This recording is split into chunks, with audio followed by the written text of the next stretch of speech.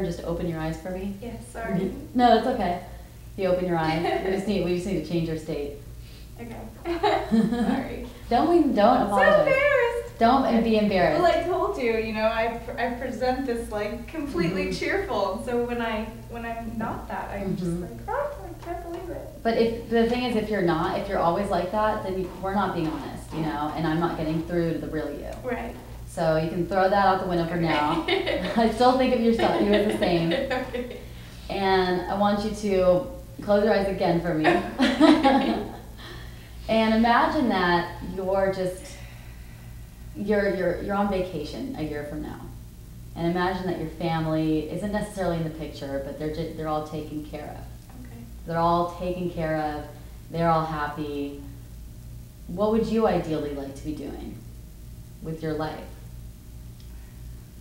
Well, you said vacation, and so my immediate thought was that I was in Hawaii snorkeling again. Nice, okay. Maybe doing some windsurfing, something I've never done before. Is it important for you to have meaning in your job, in your career? It is. It is. Okay. What would give you meaning? You said working with kids? Yeah, I've always been really interested in the programs that, build schools or houses. Just something that it's obvious for me to see the meaning and how it helps other people. Yeah, definitely. And with your life, what would give you more meaning? If you were on a path, if you knew what you were doing? Yeah, if I could just own whatever it is I want to be doing and follow through with that ambition, then that would be meaning. Are you willing to work hard to get that? Yes. You are. So if you know what you want, then you'd be willing to work and put in the effort and put in the hours to getting that job or getting that place or position? Yes. If I could own wanting whatever it is I want. Yes, yes. And when you say own, does that mean own it, commit to it, not backing out, or? Own it, because what I do is, if I say that I want something and there's a challenge or a question, I back down. I don't own it. I don't make it, yes, I want this. I'll agree with the challenger. I'll say, oh, okay, you're right. I shouldn't want that. You agree with the challenger. Okay. That's interesting. Agreeing with the challenger. And then you just back down, but then what happens to the desire then? Does it just kind of go away?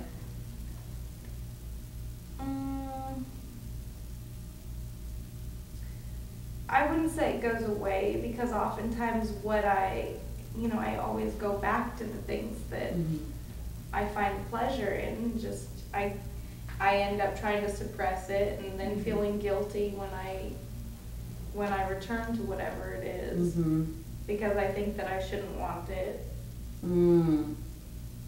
Okay. Because who are you to deserve such a thing, right? Who are you to deserve anything that gives you pleasure? Yeah. Okay. Have you ever wanted something really bad in your life? Like, really bad? Tons of desire. The first and only thing I can think of is the Polly Pocket that I prayed for. Okay. Awesome. I didn't get it. You didn't get it. But you at least wanted it really bad. Yes. Okay. Awesome. So you wanted something really bad. What about anything else in your life? Did you really, really want your boyfriend bad? Did you really, really want a job bad, or a car in the past? I guess I don't think of really wanting boyfriends because they've come so easily. Oh, that's good.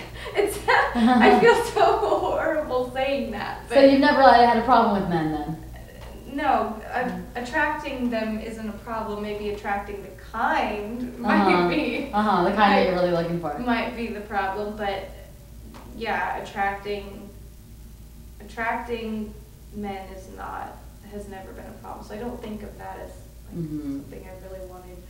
I suppose I really, really have wanted a car in the past. Okay. So you have the ability to really want something. You have desires that you really want, but sometimes you just don't follow through with them.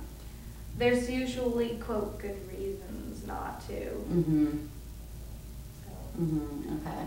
And what would happen if you just got everything you wanted and you're like, wow, I got this, I worked for it and I got it. I mean, wouldn't that give you such a feeling of accomplishment?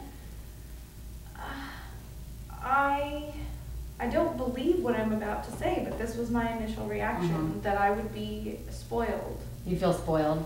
Yeah, that I would be, well, when I think spoiled, I think of someone who's ungrateful, and I know that's not true because I value gratitude in myself, and I play the glad game where what am I thankful for?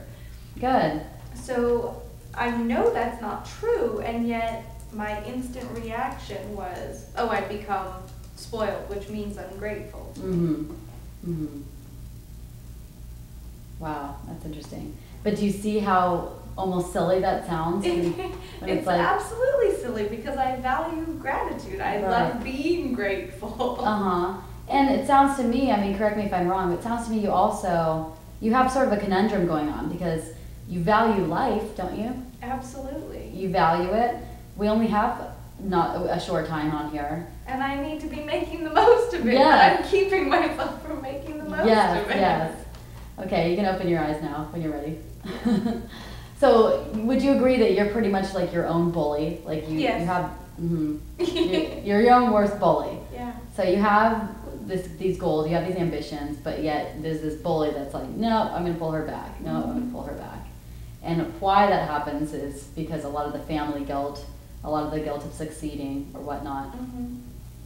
Now, when's the last time you've taken a risk?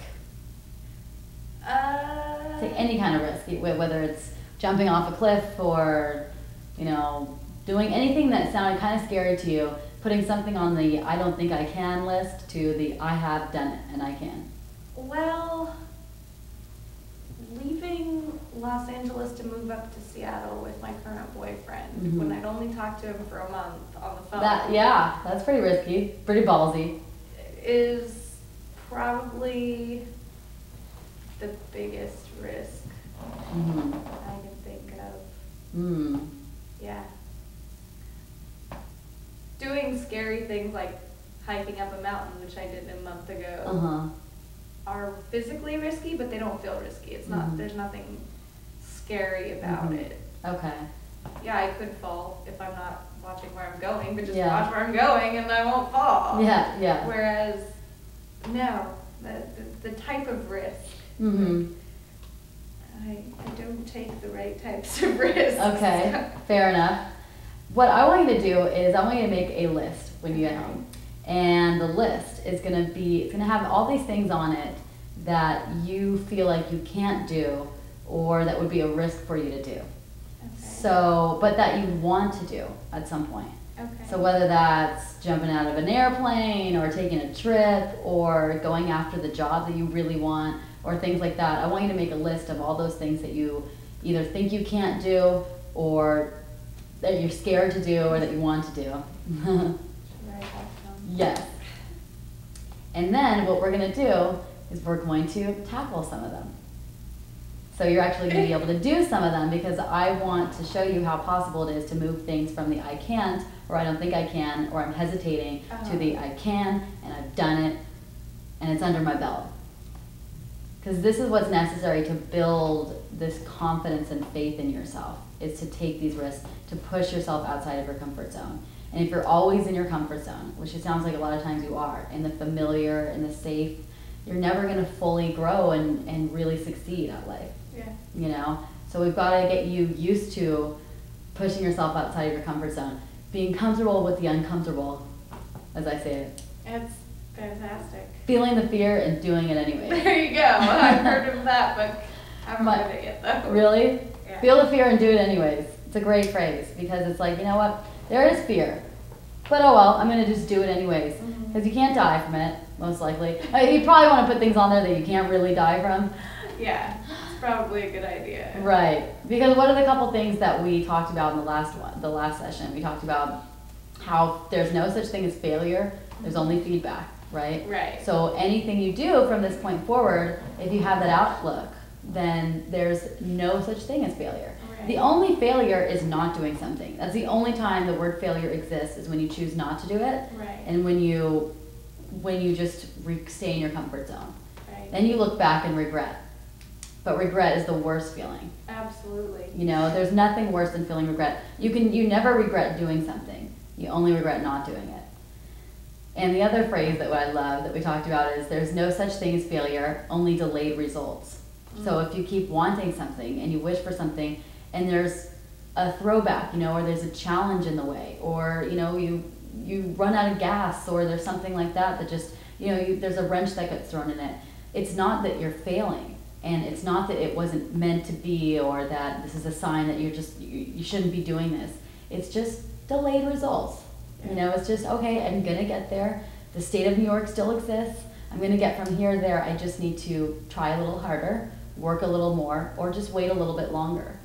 And I think the biggest thing with you is that knowingness, you know, knowing that the goal does still exist, and that you still have that, and you can have it, and it's okay for you to want it. It's just, it might just take a little bit longer, or maybe you just need to change up your strategy. But what happens often with you is you just are like, okay, next route, you know, or like you throw in the towel way too soon, 3 feet from gold. Yeah.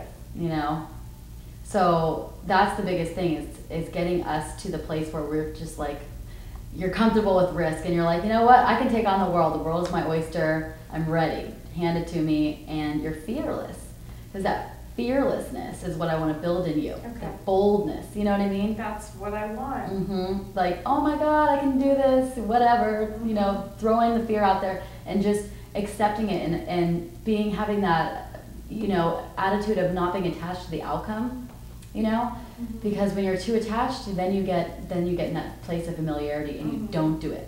Right. You don't just go for it. And I want you to be in that place of just going for it, whether it's with your job, whether it's with your boyfriend, whether it's with yourself. And what is staying in the comfort zone gonna do? Not much. Nothing so far. Nothing so far.